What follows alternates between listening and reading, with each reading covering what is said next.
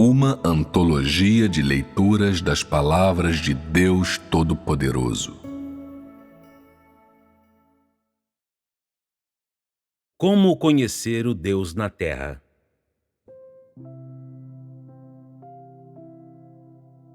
Todos vocês desejam ser recompensados diante de Deus e favorecidos por Ele. Todos esperam essas coisas quando começam a ter fé em Deus, pois todo mundo se preocupa em buscar coisas mais elevadas e ninguém quer ficar atrás dos demais. Esse é o jeito do ser humano. Justamente por esse motivo, muitos de vocês estão constantemente tentando obter o favor do Deus no céu. Mas, na verdade, a lealdade e a candura de vocês para com Deus são bem menores do que sua lealdade e candura para consigo. Por que digo isso? Porque não reconheço sua lealdade para com Deus de jeito nenhum. E, ademais, nego a existência do Deus que existe no coração de vocês. Isso quer dizer que o Deus que vocês cultuam, o Deus vago que vocês admiram, nem mesmo existe. A razão pela qual posso afirmar isso tão definitivamente é que vocês estão longe demais do verdadeiro Deus. A razão de vocês terem lealdade é o ídolo dentro do seu coração. Quanto a mim, o Deus que aparece como não sendo nem grande nem pequeno aos olhos de vocês, tudo que vocês fazem é reconhecer-me com palavras. Quando falo da grande distância entre vocês e Deus, estou me referindo à distância que os separa do verdadeiro Deus. Ao passo que o Deus vago parece estar ao alcance da mão. Quando digo nem grande, refiro-me ao fato de que o Deus no qual vocês creem hoje parece ser apenas um homem sem grandes habilidades. Uma pessoa que não é muito elevada. E quando digo nem pequeno, isso significa que, embora este homem não tenha o poder de convocar o vento, nem de comandar a chuva, ele, não obstante, é capaz de invocar o Espírito de Deus para fazer uma obra que abala o céu e a terra, deixando o ser humano completamente confuso. Exteriormente, todos vocês parecem ser muito obedientes a esse Cristo na terra. Mas, em essência, vocês não têm fé nele nem o amam. O que quero dizer é que o Deus em quem vocês realmente creem é aquele Deus vago dos seus sentimentos. E o Deus que vocês realmente amam é o Deus pelo qual anseiam dia e noite, sem nunca tê-lo visto em pessoa. A fé que vocês têm nesse Cristo é meramente uma fração, e seu amor por ele não é nada. Ter fé significa crer e confiar. Amor significa adoração e admiração no coração, sem se afastar. Contudo, a fé que vocês têm em Cristo e o amor que sentem por ele hoje deixam a desejar nesse sentido. Quando se trata da fé, como é a fé que vocês têm nele?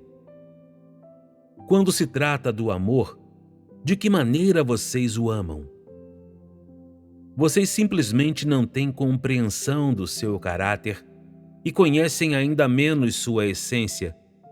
Então, como podem ter fé nele? Onde está a realidade da sua fé nele? Como vocês o amam? Onde está a realidade do amor que sentem por ele? Muitos me seguiram sem hesitação até o dia de hoje. E vocês também sofreram muita fadiga durante esses muitos anos. O caráter inato e os hábitos de cada um eu captei com total clareza. Interagir com cada um de vocês foi tremendamente árduo. Pena que, embora eu tenha captado muitas coisas sobre vocês, vocês não me entendem nem um pouco. Não admira as pessoas dizerem que vocês foram enganados por um homem em um momento de confusão. De fato, vocês não entendem nada do meu caráter. Muito menos são capazes de sondar o que se passa na minha mente. Hoje, os mal-entendidos de vocês sobre mim estão aumentando como bolas de neve. E sua fé em mim continua sendo uma fé confusa. Em vez de dizer que vocês têm fé em mim, seria mais adequado dizer que todos vocês estão tentando obter meu favor e adular-me. Suas motivações são bem simples. Seguirei a quem quer que possa me recompensar e crerei em quem quer que possa me capacitar a escapar dos grandes desastres, seja ele Deus ou qualquer Deus. Nada disso diz respeito a mim. Há muitas pessoas como essas no meio de vocês, e esse estado é muito sério. Se um dia for feito um teste para ver quantos de vocês têm fé em Cristo, por terem percepção de sua essência, eu temo que nenhum de vocês seja capaz de fazer as coisas como eu quero. Assim, não faria mal se cada um de vocês considerar esta pergunta: o Deus no qual vocês creem é imensamente diferente de mim. E sendo assim, qual é então a essência dessa sua fé em Deus? Quanto mais vocês crerem nesse seu suposto Deus, tanto mais se afastarão de mim. Qual é então o cerne da questão? Tenho certeza de que nenhum de vocês sequer chegou a considerar essa questão. Mas vocês se dão conta da gravidade dela? Vocês já pararam para pensar nas consequências de continuar com essa maneira de crer? Hoje, os problemas postos diante de vocês são muitos, e nenhum de vocês é apto a propor soluções. Se isso continuar assim, os únicos que terão algo a perder são vocês mesmos. Eu os ajudarei a identificar os problemas, mas cabe a vocês encontrar as soluções.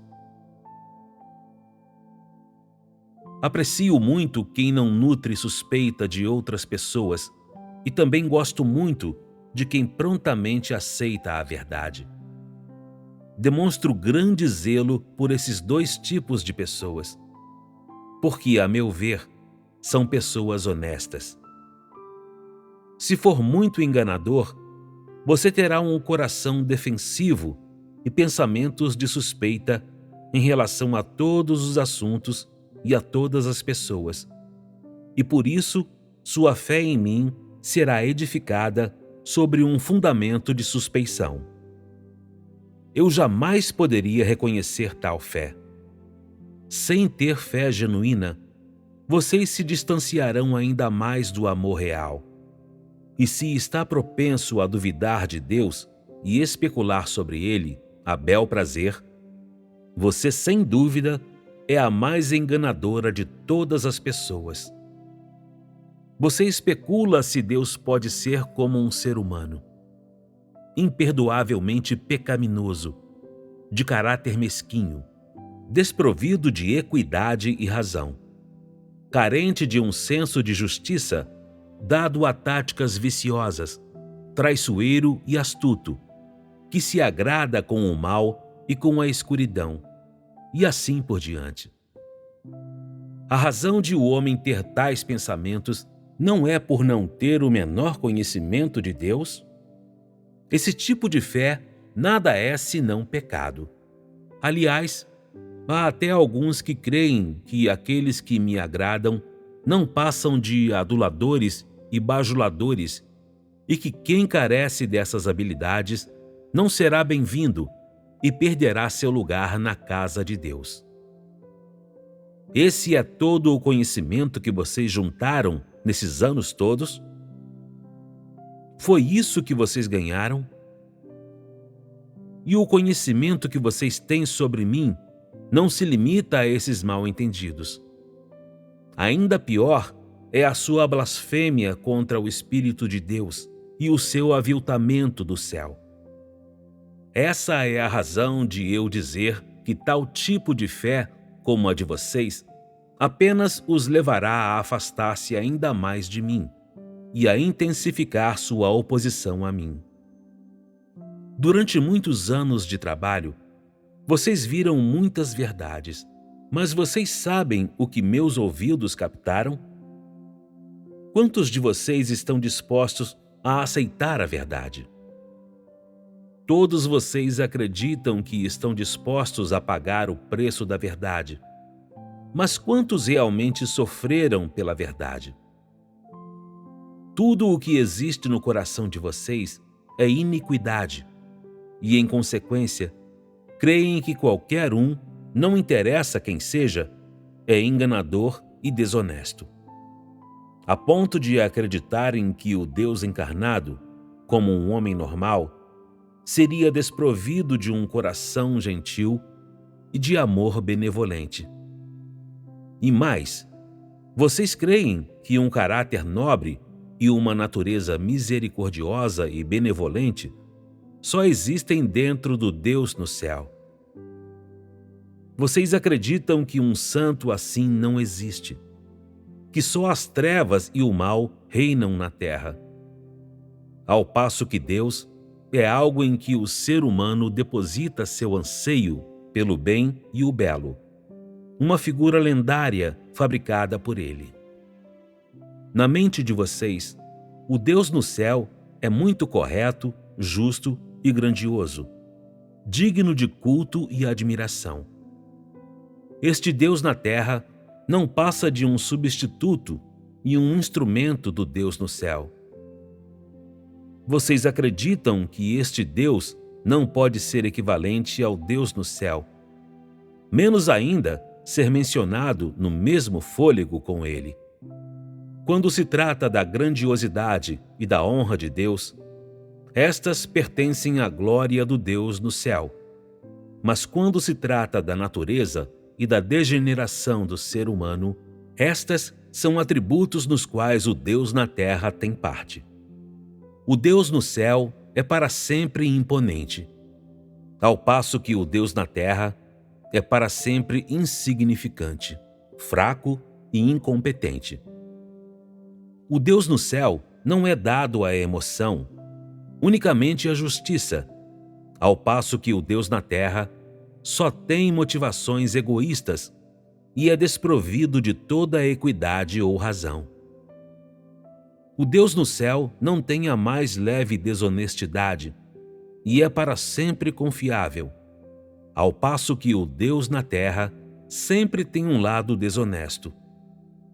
O Deus no céu ama muito o homem, ao passo que o Deus na terra mostra ao homem um cuidado inadequado, até negligenciando-o inteiramente.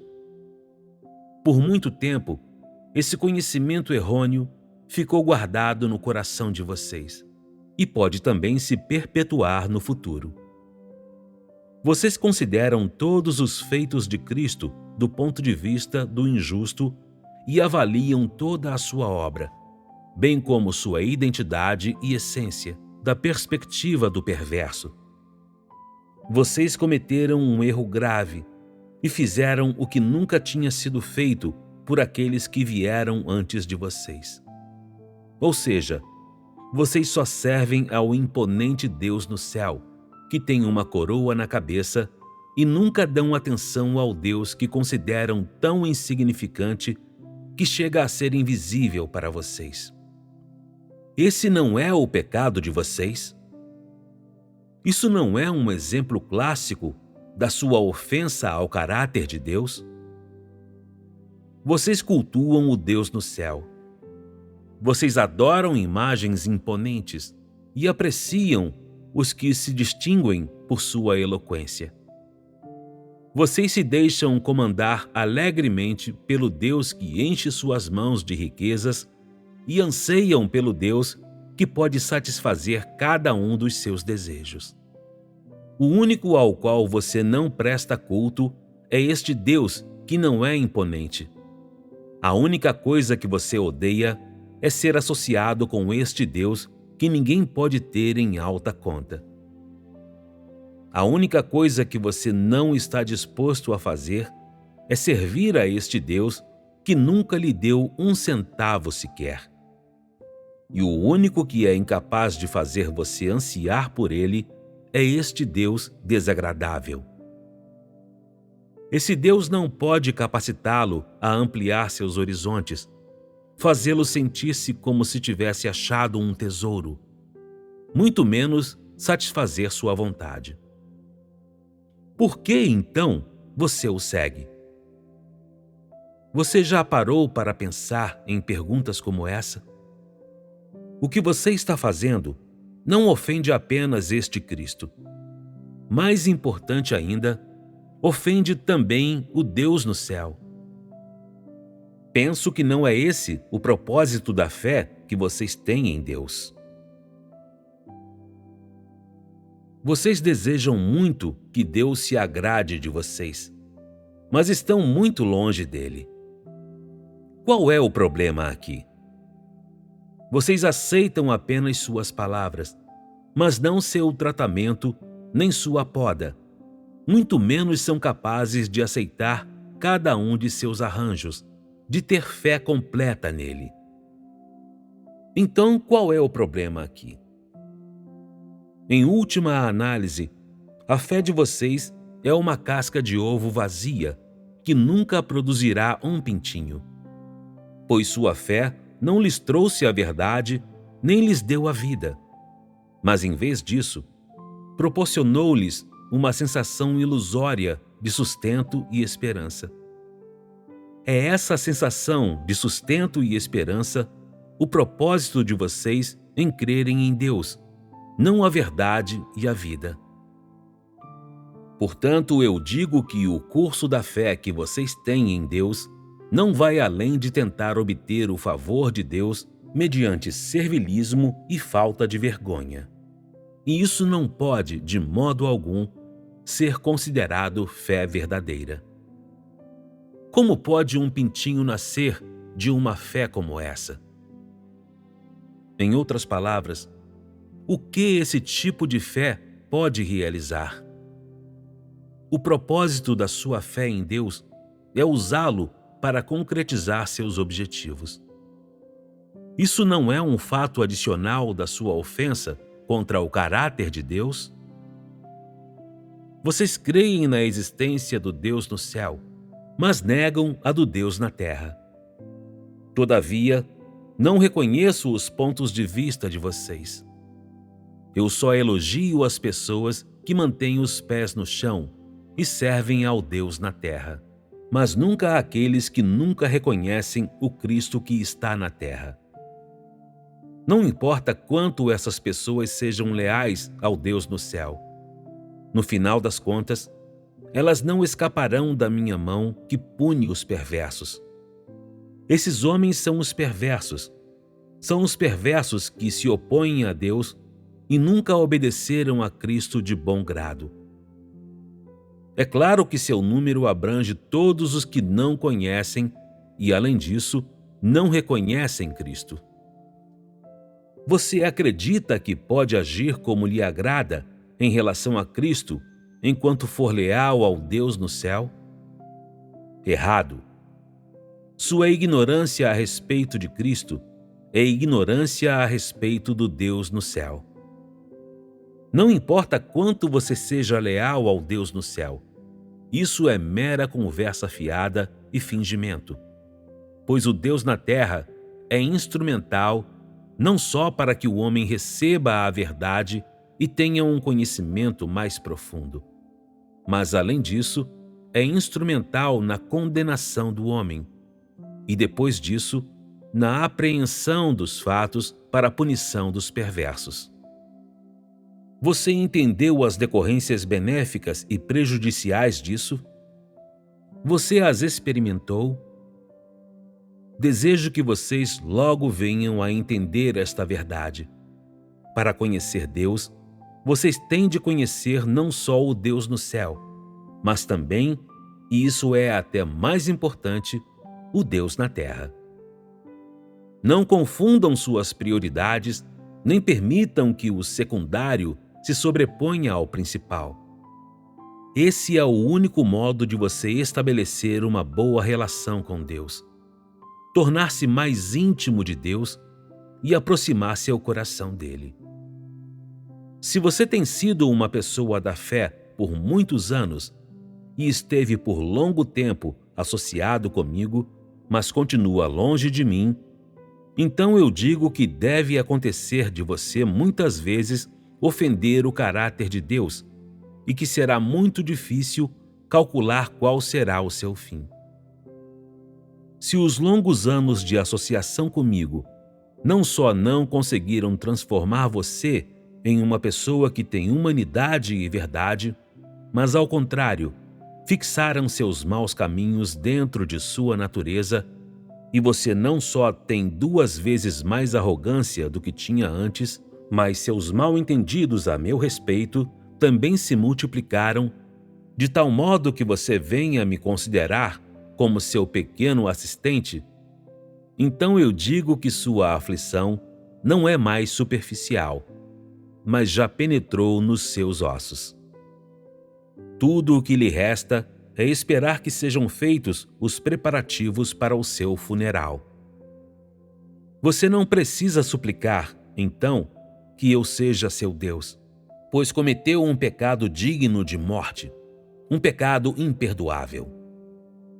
Mesmo que eu pudesse ter misericórdia de você, o Deus no céu insistirá em tirar sua vida, porque sua ofensa do caráter de Deus não é um problema ordinário, mas um problema de natureza muito grave. Quando chegar a hora, não me culpe de não o ter informado antecipadamente. Tudo se resume a isto. Quando você se associar ao Cristo, ao Deus na terra, como se ele fosse um homem comum, isto é, quando crer que este Deus não passa de um homem, será aí que você perecerá. Essa é a única advertência que faço a todos vocês.